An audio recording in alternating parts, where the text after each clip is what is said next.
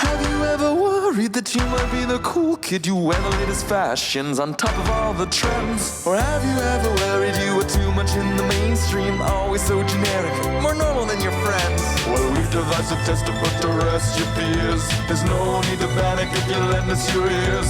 Tonight you can't sleep easy after all that you've heard. Cause if you like the show, then you're probably a nerd. Oh, Canon, it's Canon, it's all.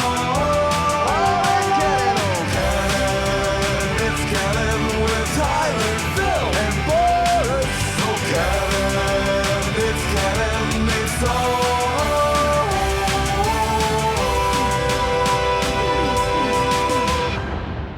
in Canon. It's Monday. You know what that means? It's time for a new episode of the It's Canon Podcast, the podcast where we talk about all things geek, the podcast where we talk about all things nerd, the podcast where we talk about all things pop culture, video games, comics, etc., etc. It's a new day. We're your hosts. I'm Boris, and this week I am joined by Phil. Hello, everyone. I hope you're well, safe, and dry. And we also have a special guest to chat one topic in particular, and that's going to be the release of WWE 2K22. My other podcasting partner, he's Matt. Bonjour. How's everybody doing out there? I hope you're doing well. Thank you for having me on the It's Canon Podcast, big homie. And Phil. Yeah, man. It's I'm very confused as to what I'm even recording right now. it's the Polygamy Podcast. I don't even know what the hell's going on anymore. But yeah, new week, new Monday, tons to talk about, but not really. You know, I guess we should, it's just been a crazy day, man. It's just been a crazy weekend. Before we get to everything we have to talk about, Phil, what's new? What's going on? It's been a while since we've talked. Oh, man. Gran Turismo 7 dropped. Like, shit. That's all I could say. If I'm not driving a car virtually lately, I'm just not doing anything. I'm sleeping and waiting and dreaming of driving a car virtually. So it's like between that and episodes of Top Gear running in the background just to really like, I really need to look up this Ferrari now and stuff like that. It's ridiculous. As far as that goes, I have been negligent in my geek duties. Yeah. I've been kind of ducking. But you're playing Gran Turismo. There's nothing wrong with that. I love it because Matt and I are like the opposite of that. We are like not car people whatsoever. And I'm pretty sure Tyler isn't also. So it's like this is your domain. That's all you.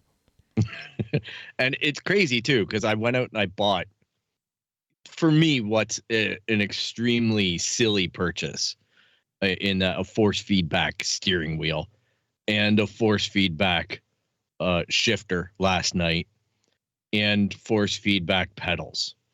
So all of this stuff now provides me with feedback and resistance when I'm driving on a Sony game system.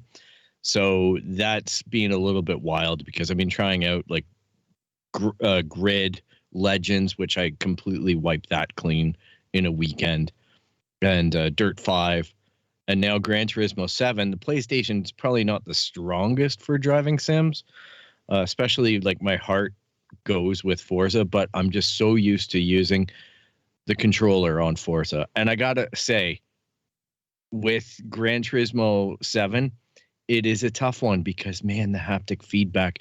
Sony doesn't do haptic feedback for the PlayStation 5 games unless it's an in-house property like this. Yeah. Like, my God, you could actually feel the virtual gear shift change in your hand, and you know what it was.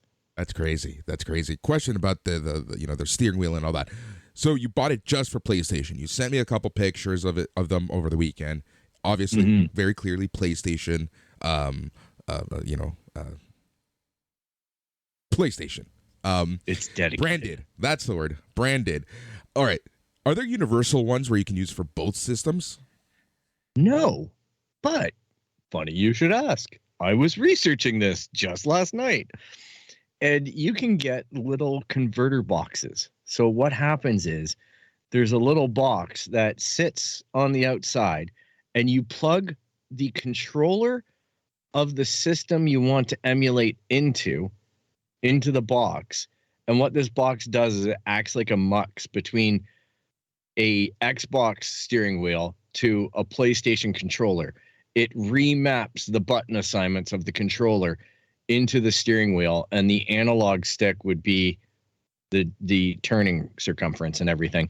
So anyhow, it remaps it and makes it a viable product on both systems. So you're looking at either you have to buy a new steering wheel, which I can't find a steering wheel without the pedals. So it's $350 to $400. Or you get one of these boxes, which, you know, I'm waiting for the next gen boxes to emerge, and they seem to clock in around $100. That's not too bad. But I just find it interesting that you bought the one for PlayStation because, like, I know that you play Forza more and all that. Forza, I'm competitive in. And part of that competitive edge is the controller versus the steering wheel. For me, I can cheat more with the controller. I can get the edge easier with the controller. I do have a steering wheel for my Xbox, so I'm not denying myself that ability. I just don't have it with force feedback. I cheaped out. But, you know, with Forza, I'm in the top 1% of players in the world, and I like to be up there, and I like to get all the points that I can get and all the cars that I can get. I've also played the crap out of that game since November. Yeah. Like, I'm legitimately logging in 1 to 2 times a week now instead of every day because there's nothing for me to do anymore. So for Gran Turismo 7 is going to get my attention. I figured, well, this is probably the perfect time because it's not like there aren't great car games on the PlayStation, right? Like anything that I can play on Xbox are pretty much cross both systems except for Forza. That's an exclusive. Yeah. Am I going to drop 4 on the exclusive? No, but I just know in the future, my preferred gaming platform is always going to be PlayStation because I have the more horsepower in a PlayStation 5 there. Yeah. So it's going to look better.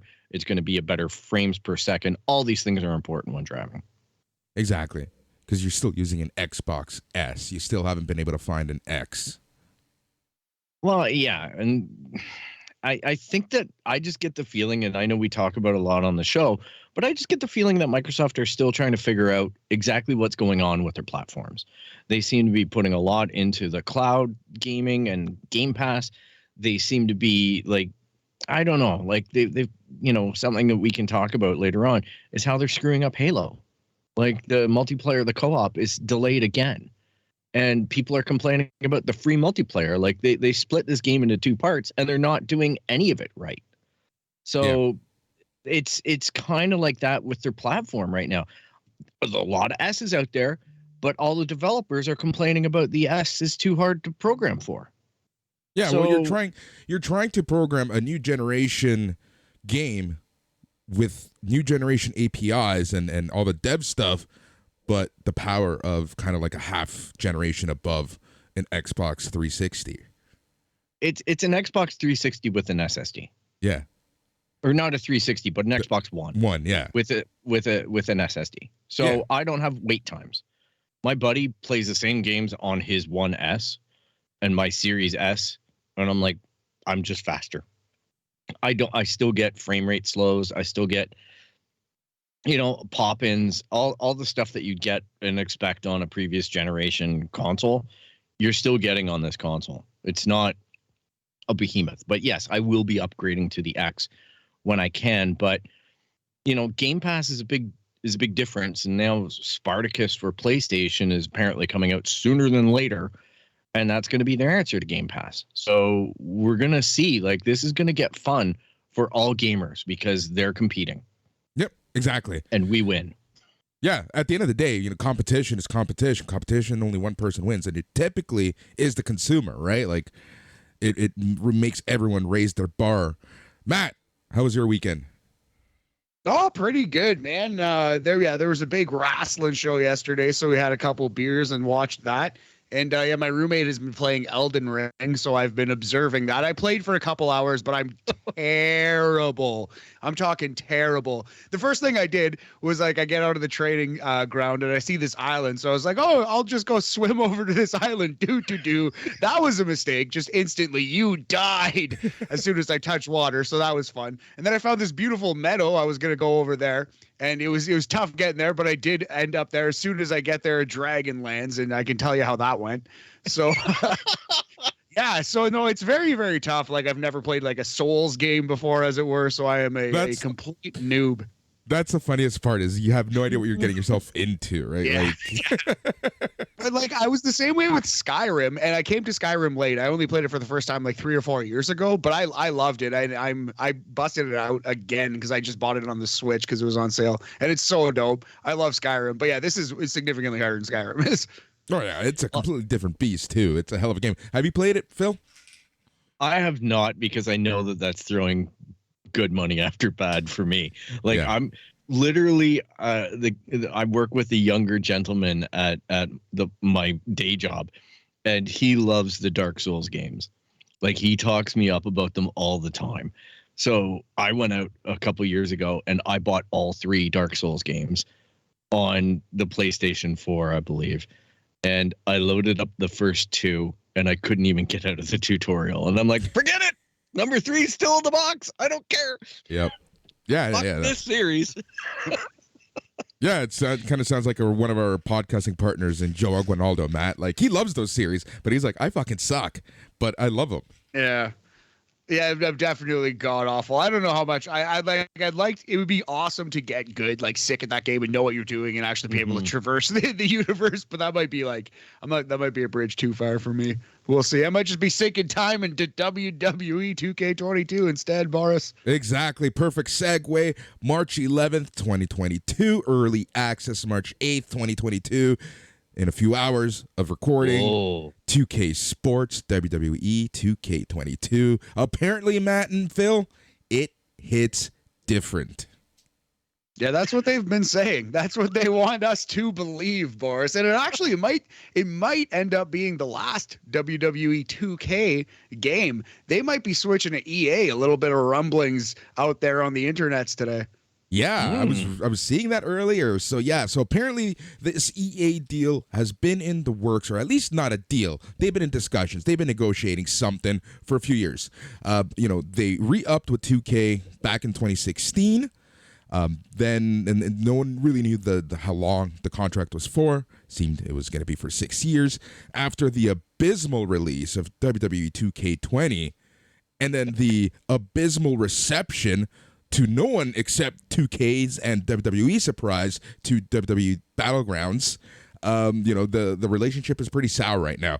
Add on to that, the WWE 2K22 was delayed from October, which is their typical release window, to March for obvious pandemic and just general gameplay reasons. The relationship is soured.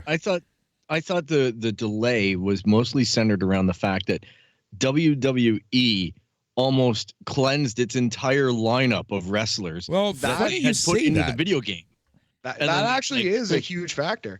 Yeah, but a lot of the wrestlers survived. A lot of those wrestlers ended up in the video game. Now, I'm sure a lot of discussions had to be had, and you'll notice certain guys who have signed with AEW months ago aren't in it. Like Adam Cole, I guarantee his sprites are in the game. You know what I mean? I guarantee his info is in the coding of the game, but he's not a playable character. Keith Lee is, because Keith Lee signed a couple weeks ago, right? So it's interesting to see who's actually in the game, but a lot of fired people. I think it's like 30 plus people who have been released or just left on their own volition are actually still in the game.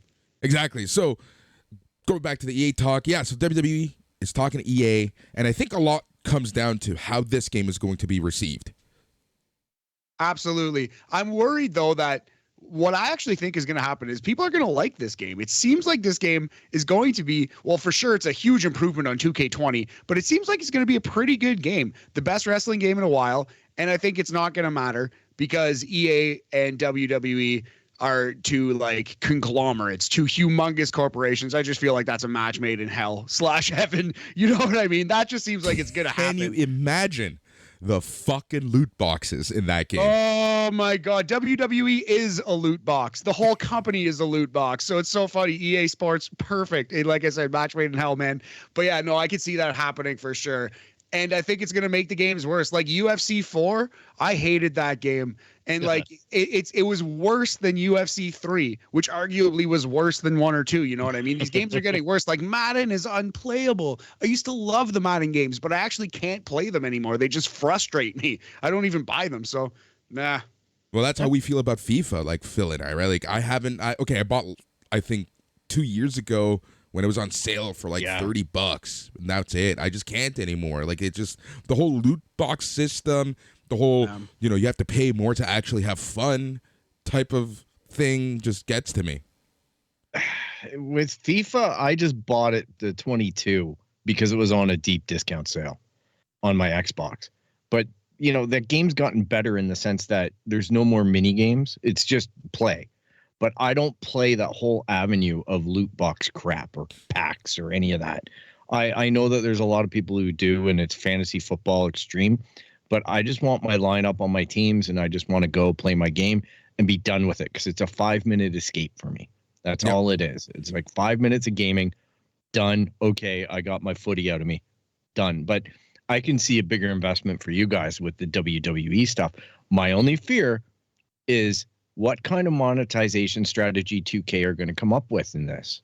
Oh, right? They already have one, buddy. It's like they have their own version of an ultimate team. It's called My Faction, and like that's where it's gonna be. Like you're gonna be able to level guys up and buy more expensive cards and the whole shebang, man. It's coming. It's like, and the whole reason these modes exist are to like drain people of microtransactions, right? Just bit by bit, and that's the one. It's gonna be. Is there gonna be an NFT system in it? Probably not yet. Maybe 2K23. Oh my gosh. Well, I just remember the controversy around NBA, which was by 2K, and there was a big, huge dump on them because they had full on like Turner commercials in the game that you couldn't skip. So you're sitting there watching like unrelated content. It's not even targeted content. It was just like, this is the show this week. You're gonna watch this 30-second commercial for it. Like, I would hope that if you're going to launch a WWE title, at least have content that's compelling to the demographic of the audience, right? Like, please put something on that tells them that there's a pay-per-view event this week or something like that that's a little more targeted. If you're going to go down this absolute bullcrap path of making me watch crap on a $90 video game. Yep, exactly. That's the fucking funniest part is that we're paying for commercials. Yeah. Like, we're the goddamn customer. It's load time is one thing. Covering a load time is fine. I get it. You can do that. But my God, when it's just planted advertising for the raw commercialism of it. Yep. You know what I'm not going to watch? That show. Exactly. Ever. All right, so apparently there's a completely redesigned engine. I guess that's probably one of the two biggest things. The other one is the controls.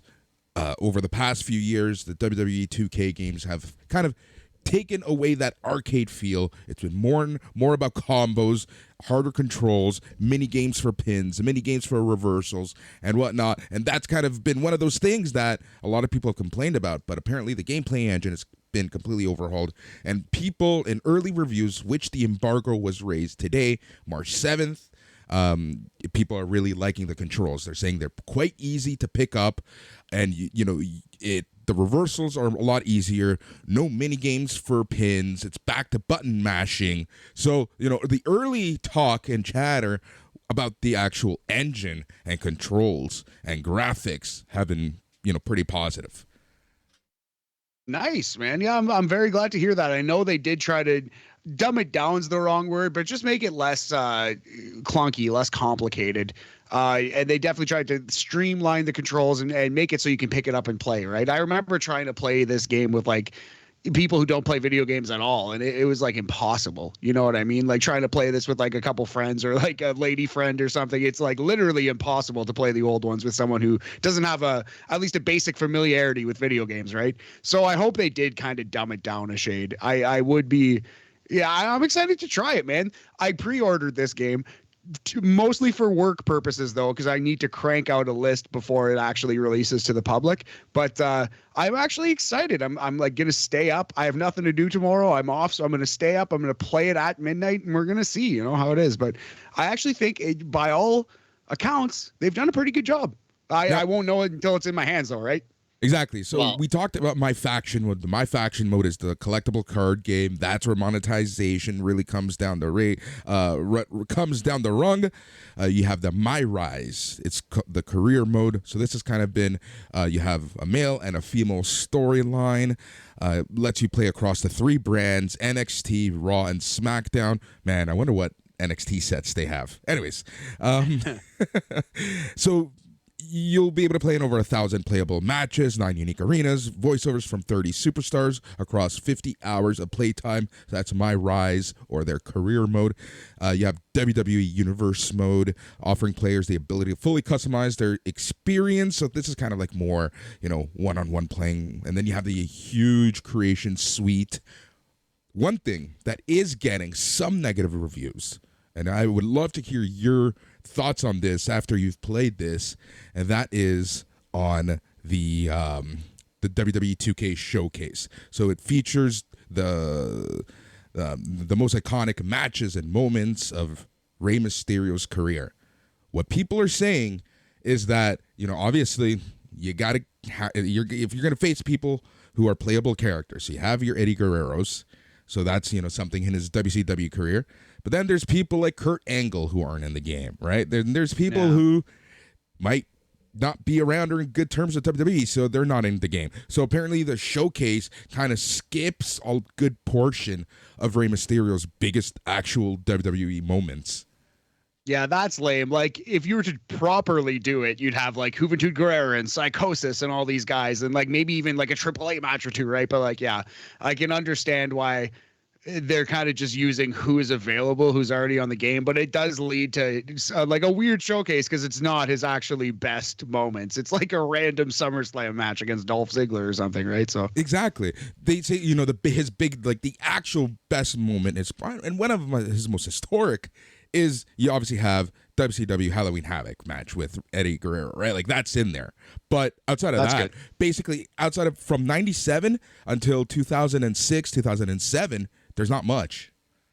Yeah, well, Kurt Angle was in the match where he won the world title, so his world title win's not even part of it. Like, that's just absurd. He won the world title. How could it not be in his biggest moment? So yeah, that's kind of how 2K is. But yeah, I'm not buying it for the showcase mode anyway, you know. Yeah, so that's just kind of a little, it's kind of a little a topper. I barely touch those modes anyway, so that doesn't break my heart too much. But that is extremely lame. Yep, and one of the most iconic. Hang on. Go ahead. Oh, sorry. Go ahead, Boris. Okay. And one of the most iconic features is back, and that's WWE 2K22 GM mode, My GM.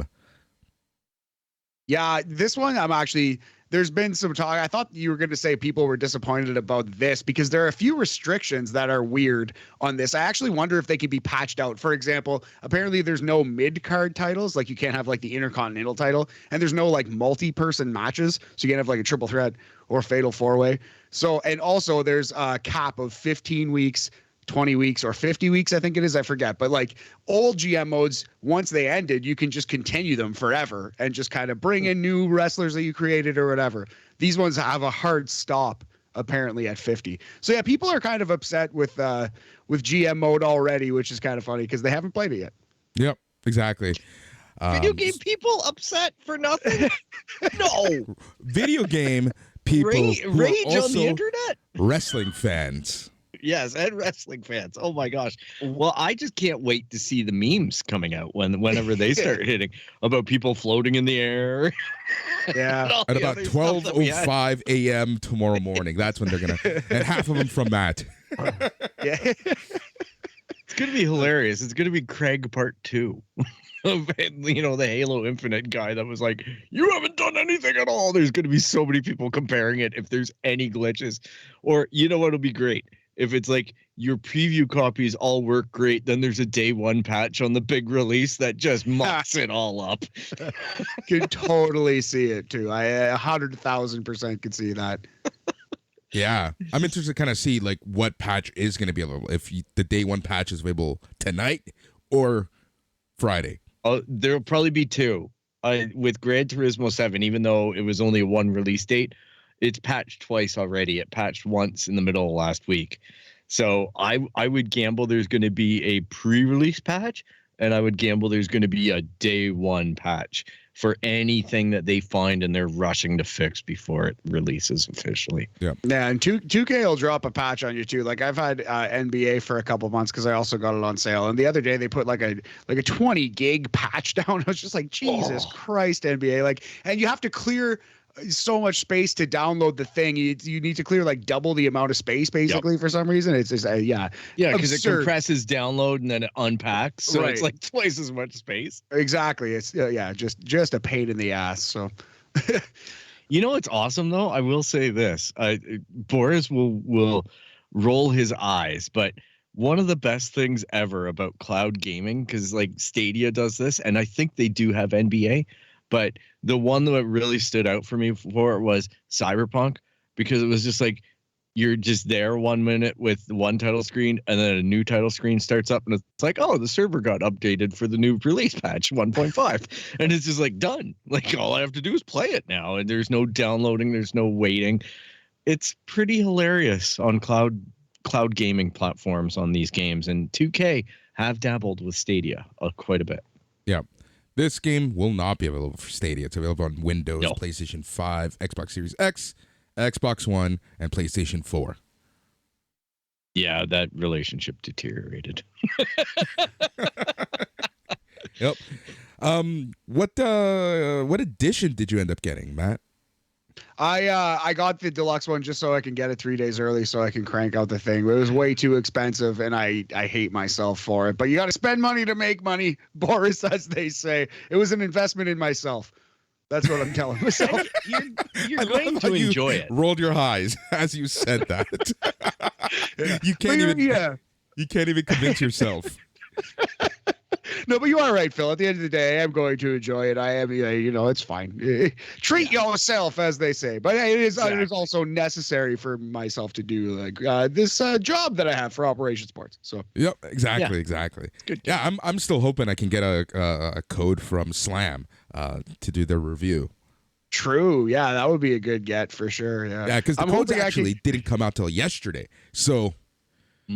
Yeah, it makes sense. I'm hoping I can get a comp here from Operation Sports. If you're listening, which I know you are, feel free to send me that password.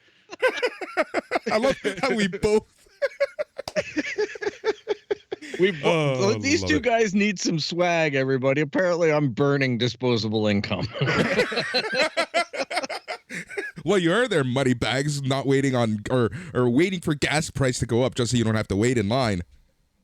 And I bought gas today, and it was the most I've ever put in my car. Even I was like, holy crap, and it's still not full. Screw this. Wow. I can imagine. All right, Matt, what else do you want to talk about WWE 2K22?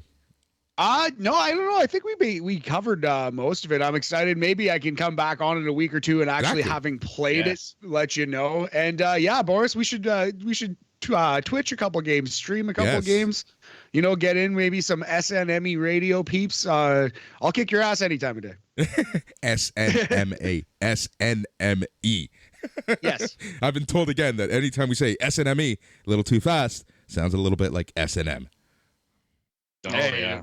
Well, what are you playing it on, Matt? Is it PlayStation 5? 4.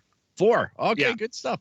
The 4K or the regular 1080? Just the regular old standard guy. Yeah, but it does the trick. No, sir. Yeah, it does the trick. Yeah, I have not gotten a PS5 yet. Although we're starting to talk about it as a household. We might split on one. Me and my roommate.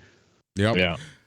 The last thing I want to touch on before we let you go, Matt, and that's the wrestling video games. For so long, people only played and touched on WWE 2K. But after 2K20, I feel like a lot of people finally gave other wrestling games a chance. You know, there's some of the more famous games are non-WWE games. So, you know, and right now AEW is in the middle of developing their own game, which I love that, like, right now they're kind of saying, like, you know, don't expect all the bells and the whistles on this game, which is smart, right? Like, they're trying to keep expectations realistic on this game. But yeah, so I guess my question is, like, I guess WWE right now has more competition in the video game space.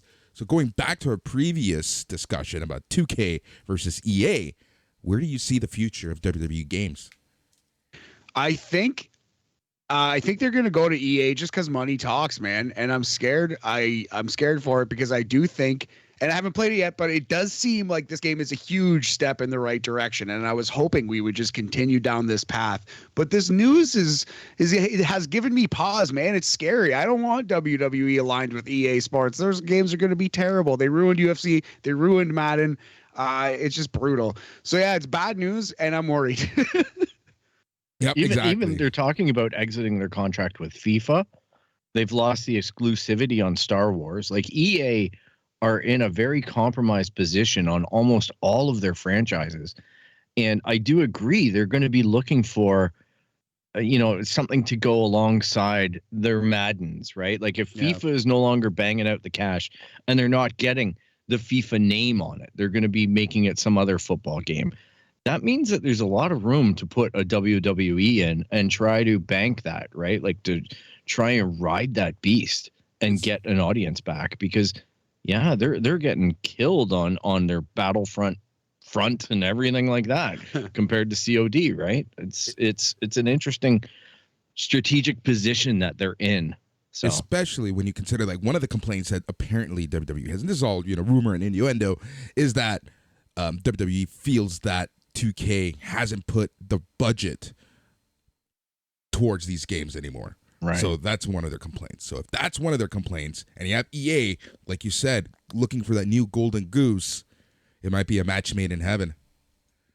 Well, and EA make games, yearly games on point, right? Like, it's arguable Battlefield was a huge miss. Like, that game wasn't ready for market, right? But the point is that they still got the title out.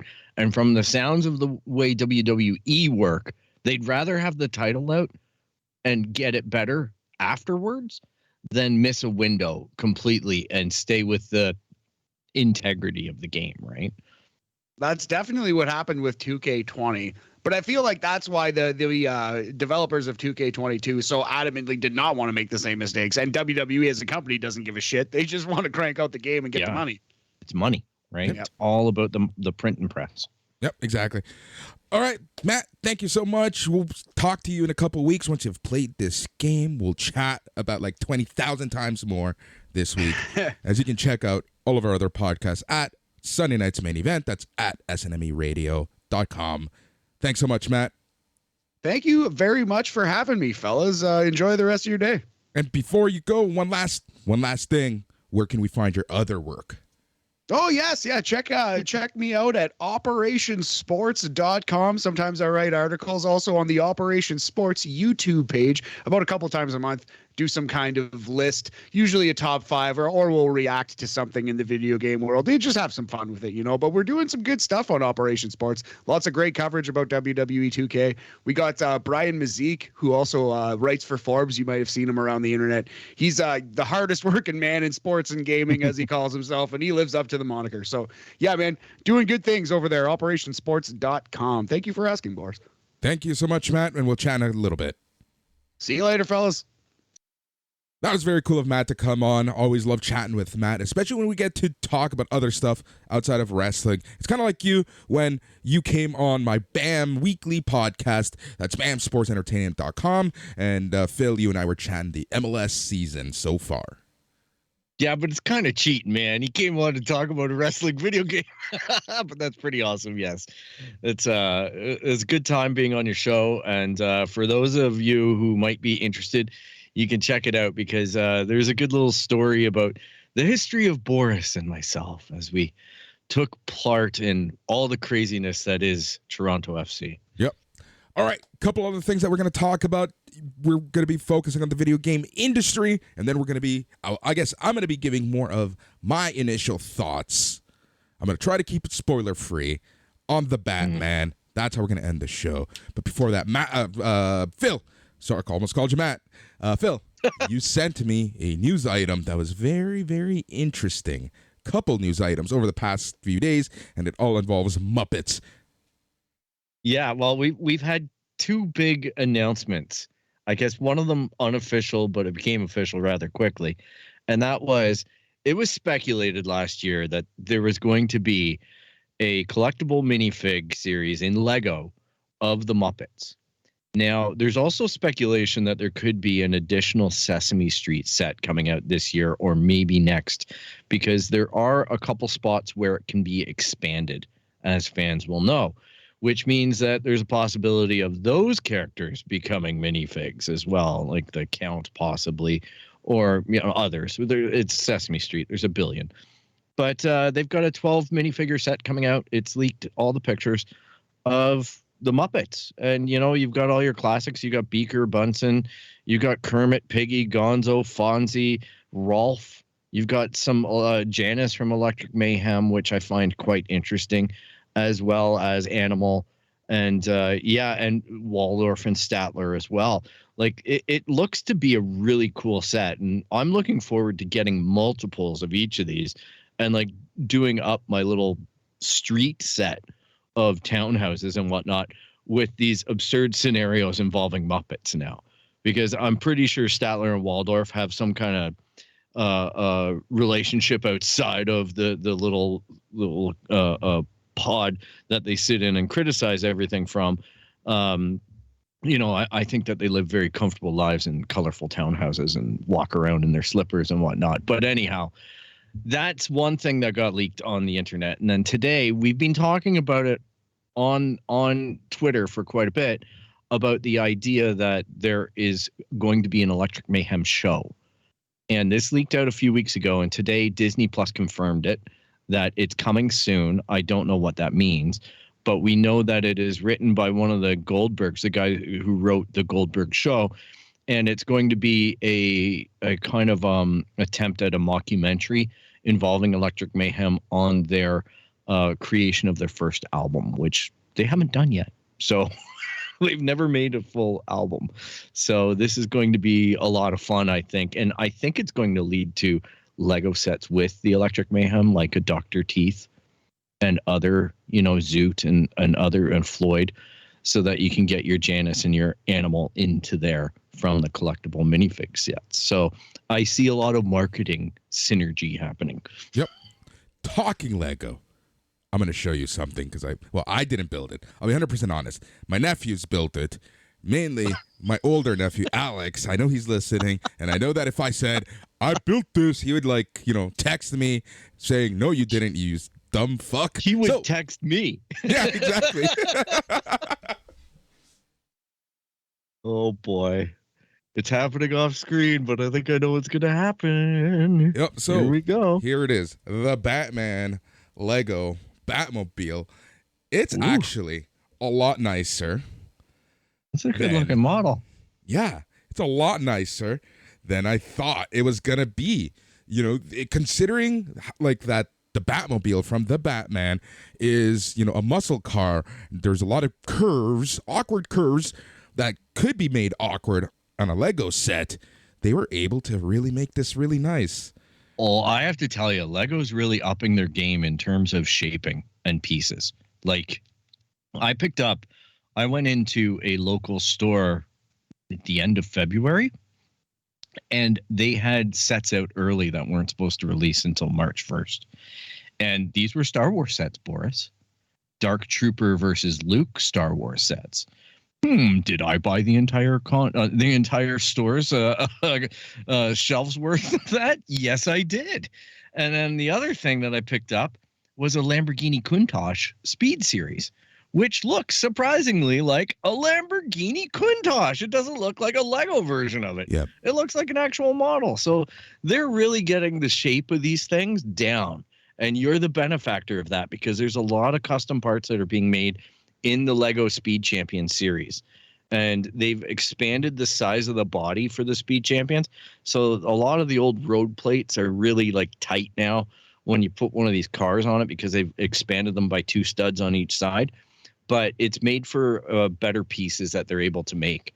And those translate directly into sets like this. When those designers get the opportunity to start putting in from the mold some of these pieces, they can really get great shapes. And yeah, it just makes it more collectible, right? Yep. And that's the thing, because you can reliably buy a Lego set now and be like, I don't want to buy the toy. I just want to buy the Lego set. I have fun building it. I have fun displaying it. And it looks like what it's supposed to look like. Yeah. You know, one of the things about Lego is, so 2 things there. Number 1, the Lego designs are getting better. Case in point, the Batmobile. Like I said, it's really starting, if they have awkward curves, awkward shapes, they're really doing a great job at getting those right. You know, we're seeing technology on Lego. I don't want to say change. It's still going to be blocks. We're kind of seeing them up their game. You know, you know, and I guess the next logical step would be things like LEDs and things like that. They've already got those actually in a lot of the sets, like Lego Movie 2 and the Overwatch series sets all have LED bricks in them. So they're bricks that you have to push a button and they light up. Now there's a huge aftermarket for all this too, where you can build entire sequences of circuitry that's all meant to light up. So a lot of the guys who make these things at Mox, my own creation, they'll make a several 100,000 piece set, custom make it. And what they do is they'll build it up so that there's lines underneath or whatever. They'll do this detailed work and start shaping into Lego bases and whatnot. And they put the LEDs in there. And man, I saw one guy, David Hall, and he did a Solid Brick Studio, is what his moniker is on YouTube and Twitter. But anyhow, he did a mock of the Mandalorian battle at the end of the, you know, with Ahsoka fighting Darth Maul and whatnot. And he put LEDs in it. And man, it was breathtaking. It was a lot of work that he did. It took him a couple months. But the LEDs really set everything off. It made a mood. It actually made you think about the source material. Yep, exactly. So, and that's pretty impressive. Well, minifigures aren't the most detailed figures, but the Lego shapes themselves, you're right, they're getting better. They're getting much more efficient, and it's very specialized, but they find interesting ways to cross-use it. Like if you even look at the bonsai tree that I have, the leaves are actually little frogs. Oh. They're little frog one by one, and then there's cherry blossoms. They're pink frogs. So I found it really fascinating. Their part usage is great. Yeah. You know, so sticking with Lego, apparently the Boba Fett throne room is a hell of a set. Yeah. Now, this is another one that's shrouded with a lot of speculation. All right. So years ago, they released the Jabba's Palace and Jabba's throne room and all that kind of stuff. And what they ended up doing was releasing multiple sets, and they all joined together. So then you could really recreate Jabba's throne room. This one, they're speculating that there's going to be more pieces, like possibly a Boba Fett's hangar type thing where Slave One can be parked in it, like you saw in the book of Boba Fett. There's theories that people are thinking that there's going to be a Rancor pit that can be installed underneath it, and there's also going to be Boba Fett's Bacta tank, which can be installed over top of it, because the roof is flat. To everyone's, you know, that's the one criticism that everybody has, is the old Jabba's Palace had a kind of built up roof system. People used to call it, said it looks like a mosque or whatever, but that's why we think Lego shied away from it. But we do think that there's a possibility that they're going to be add-on sets, and this would serve as the base. Just by the character selection and everything, it would make sense. And I like that direction if that's where Lego's going to go. Yeah. Right? There's also a lot of rumors that about a new Nintendo set coming out with Lego. Yeah, they're continuing to beat that drum because, as we saw, they have the NES system, and there's also a ton of Mario stuff and whatnot. So I think that relationship is alive and well. And I can see Lego, this is all money that's just waiting to be taken. Like I'm, how many times do I send you something that I see is coming in Lego and I'm just like, take my money now. Yeah. Like when I was in the Walmart, when I was in my local Walmart and I saw those Dark Trooper sets, I literally was like, how many can I buy before I'm broke? Like I was doing the math, like, because I'm just sitting there going, this is the only way that I can army build these guys. Like I bought 3 of them. I really want to go back and see if I can get a 4 or 5, because I've already seen people making mocks of them and taking all the parts and making it into a bigger hallway and whatnot. And I'm just like, damn, that's so awesome. Yeah. And that's what I want to do. I just want to start building custom stuff when it comes to sets like this. Because, That's I'm where just the fun going to have a is. lot of Luke Skywalkers. Yeah, I'm that's just going to have where lots the of Luke fun Sky. is. Yeah, exactly. It's like my R2D2s. I have so many. I can imagine a whole army of them. Pretty much. And that's what Lego are doing. Like even right now, you'll notice that their big UCS set last year was the AT-AT, right? And what's the one thing that the AT-AT has? It has like 50 or 60 seats in it that you can put snowtroopers in. What's the set that they released January 1st?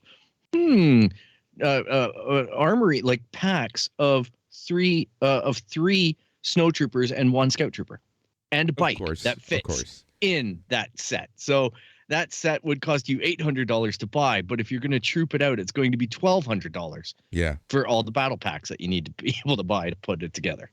Not that I will buy it, because I'm sticking to Batmobiles, and I still want my Batwing. By God, Phil, I still want that Batwing. But you better get it soon. I know. You keep telling me. I know it's going to be gone very soon. I might have to just pull the trigger.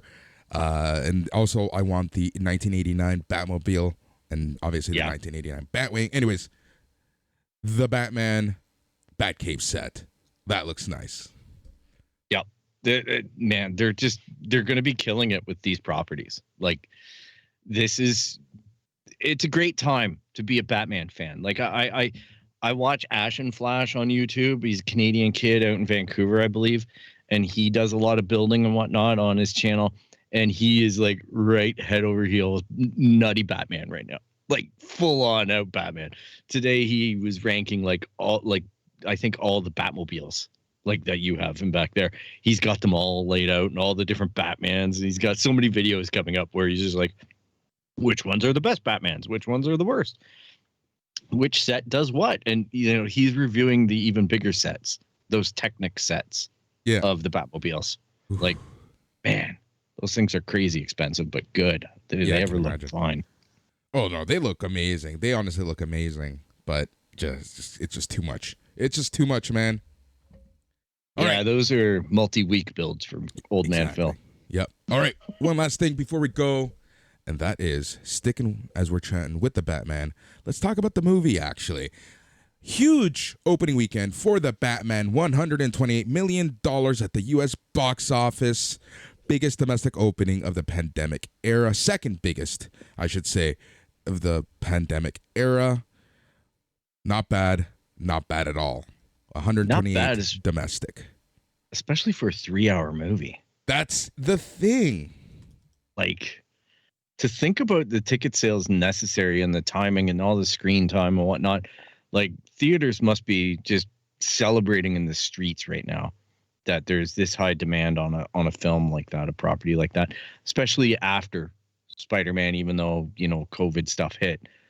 It's it's a good time to own a movie theater, I guess. I hope you survived it. It's crazy to see those numbers, but people love their Batman. 120 million domestic and 250 million globally. Crazy. Robert Pattinson must be smiling right now. He made the right choice. Yeah. And let me tell you this, he did a great job in it. The movie is great. It's exactly what I thought it was going to be. It was Batman taking a step back. All right. You know the difference between Detective Comics and the Batman comics, right? Yeah.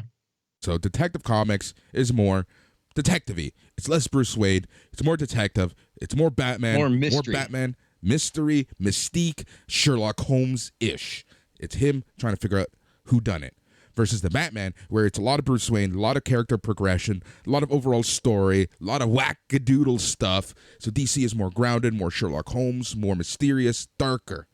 That's exactly what this movie is. It is more Detective Comics as opposed to the Batman. I'm going to try not to give too many spoilers, so sorry if I do give spoilers, but I'm going to try to, in my review of it, kind of talk generally. So, number one, feels more like the Detective Comics. And in that, one thing I absolutely loved is the fact that Bruce Wayne only appears when it was absolutely necessary for Bruce Wayne to appear. Interesting. That's a choice. Yeah, exactly. So, the movie is about the Batman, not Bruce Wayne. It's mainly about the Batman. It's his second year of being the Batman. So one criticism I've seen from some people who watch this movie is that the Batman you could have kind of removed the Batman from the equation and the movie would have played out the way that it did. And that's not true. In 100%, it would not have played out without him. But he was a core part of the movie, but because he's in his second year of being Batman, he makes mistakes. He sees himself as vengeance. That's how this movie was marketed. He is vengeance. He is dark. He is going to kick your ass for the sake of this city. He's going to scare the shit out of you for the sake of this city. And he doesn't give a shit. Now, throughout the movie, and I can see this kind of being a theme in this, however many movies it's going to be, and that is kind of him being from vengeance to him being an icon, a true hero. I can see that being the main story arc of this Pattinson's Bruce Wayne and Pattinson's Batman. It's not a bad arc to go on. Like, one of the things that's most disappointing about some superhero films is they tell you it's about a superhero, but it's really about the person's personal struggle with becoming that superhero, right? And this is not lying to us from the sounds of it. Like, the Batman, guess what? It's going to be the Batman. You're going to get your money's worth if that's what you're paying for. Yep.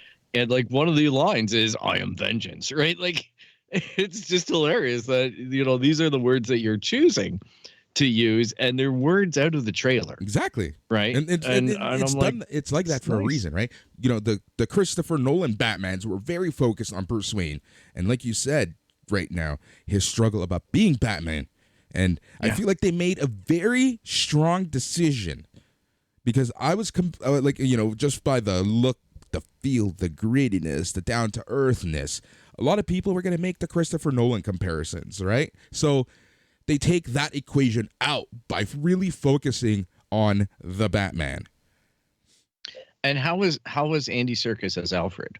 He was good. He was pretty good. Again, because Bruce Wayne doesn't make a lot of appearances, he's not in the movie too much. Interesting.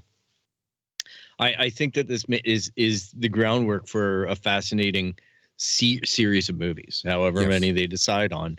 Like, I do like, I saw Colin Farrell on Hot Ones this week, who played the Penguin. Yep. I guess the Penguin for this. That's an interesting choice as well. Like, he's, fairly unrecognizable as Colin Farrell in that role, I believe. To say the least.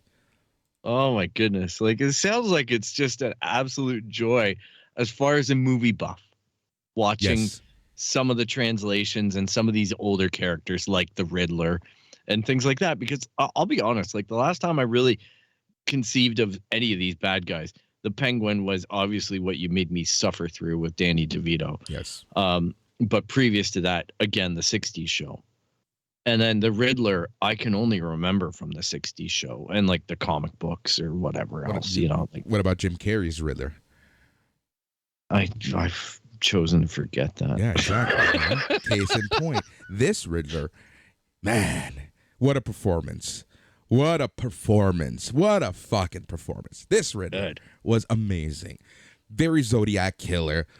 Honestly, this movie felt like the movie The Zodiac meets Seven, meets The Departed, meets Heat. Like, it is so grounded in the mystery. And even though you kind of know what's going to happen-ish to a certain extent because of the players involved, like Carmine Falcone, the Riddler, the Penguin, Batman, Catwoman, you have an idea of some stuff that's happening, but they still do a good job at giving you a nice original story that really opens itself up in that last in that last what do you call it?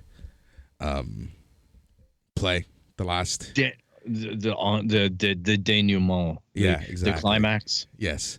Yeah, they do such a good job of setting things up, moving forward, looking forward, because WB, HBO Max has announced a couple spin-offs for this show.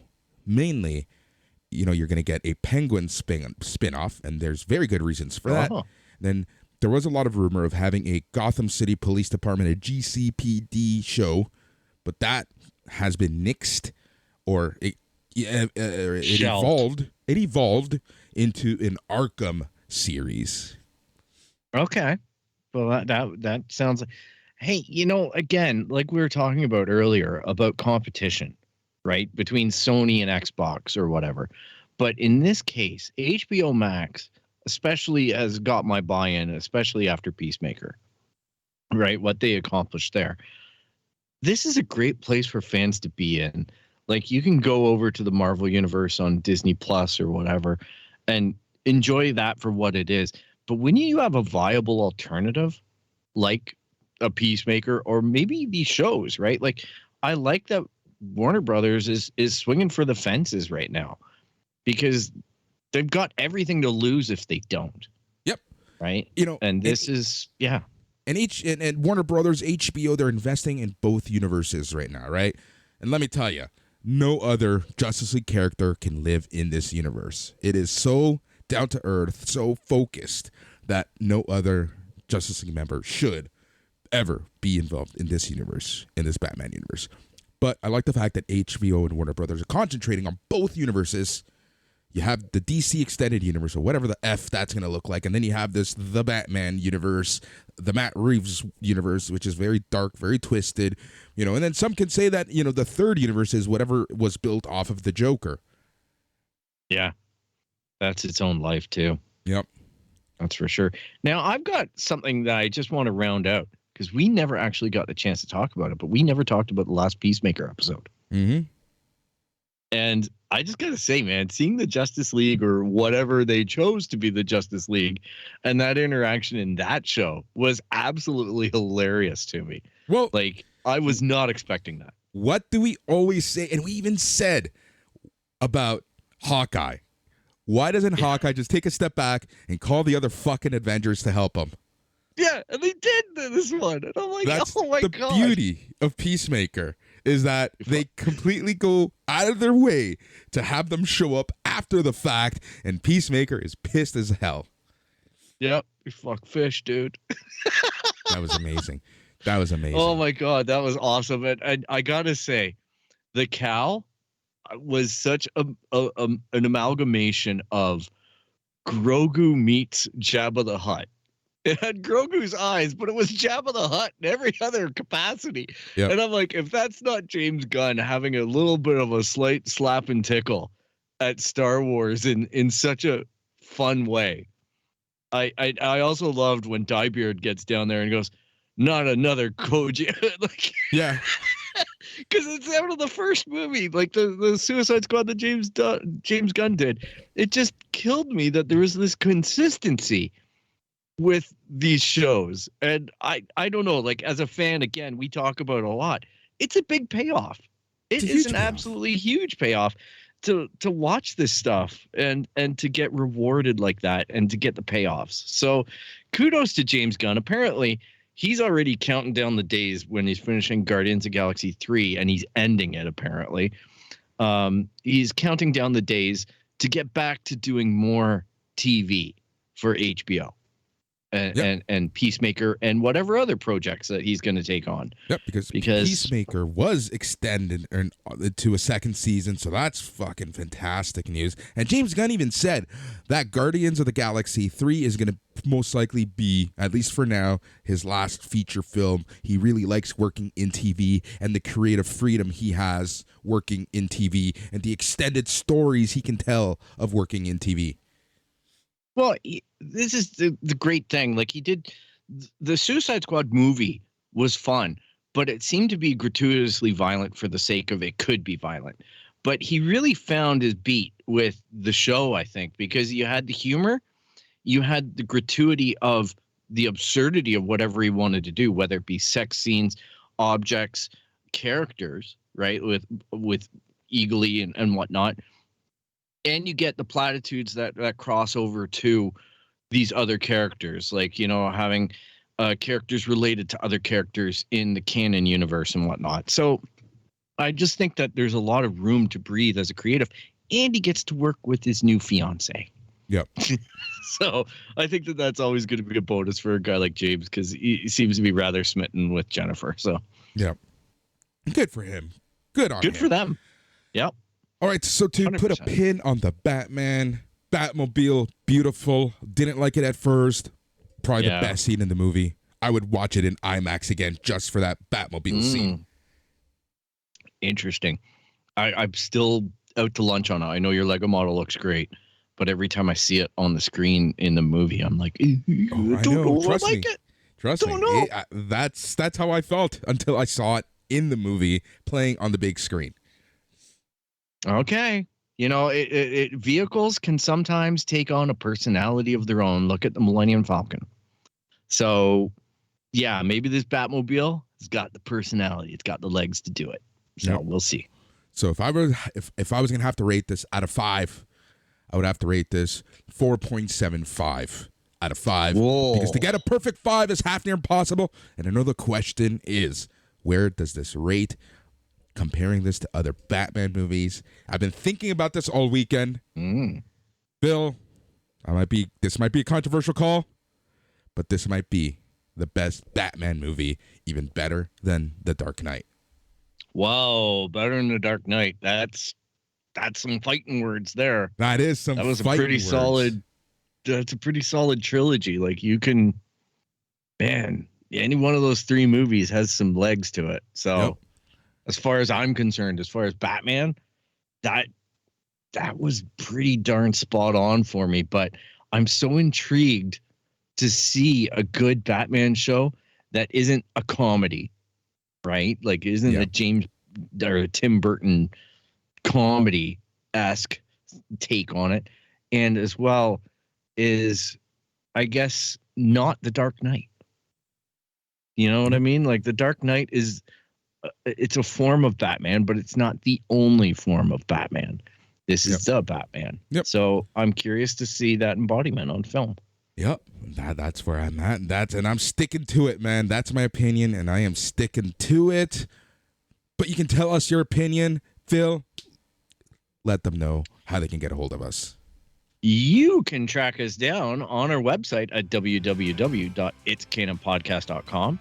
You can look us up on Instagram, Twitter, and Facebook at It's Canon Podcast. You can email us at show@itscanonpodcast.com. You can subscribe via Apple Podcasts, Spotify, Stitcher, Google Play, Podbean, anywhere where you find your podcast, you're going to find the It's Canon Podcast. And if you like what you hear, make sure to leave a review for the show if the platform allows for it. And click subscribe so you know when we drop these crazy episodes as well. Love it if you tell a friend that you're listening to the It's Canon Podcast, and maybe it's something that they should be doing too. All the cool kids are doing it. Exactly. Just like drugs. All the cool kids are doing. Another episode of the It's Canon Podcast is done. Thank you for listening. Drugs aren't cool. Don't do drugs. Stay in school. Take your vitamins. Drink your milk. And masturbate a lot. He's Phil. I'm Boris. It's the It's Canon Podcast. Good night.